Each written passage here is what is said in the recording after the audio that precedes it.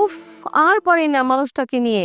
সেই কখন সকালে চলে গেল, এখন পর্যন্ত কোনো খোঁজ খবর নাই। কখন যে বাসায় আসবে। উফ, মানুষটা বড়ই উদাসীন। কি ব্যাপার, তুমি কি করতেছ? কি আর করবো, আমি তো কাজের মানুষ। সকালবেলায় কি কাজ করবো, কি ফুড করতে হবে, ওইটা নিয়ে চিন্তা ভাবনা করতেছি। আরে তুমি এভাবে কথা বলতেছো কেন? কেমন করে কথা বলতেছে তুমি বুঝো না?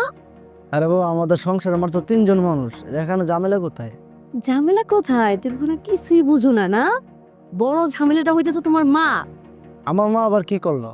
শোনো, তোমার মা একটা অসুস্থ মানুষ, অন্ধ। আর তার ফুড ফর্মাস শুনতে শুনতে আমার জান জীবন একবার প্যারাশান হয়ে গেল। আমি না তোমার মায়ের ফুড ফর্মাস আর এত করতে পারবো না। আমার মার কাজ করতে পারবে না মানে?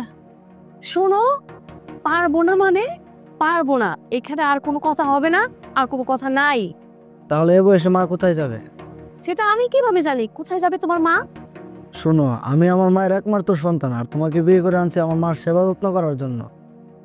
ও, তাহলে তুমি যে প্রেম করার সময় আমাকে বললা তুমি আমাকে রাজরানী করবা, আর এখন যে বানাই দিলা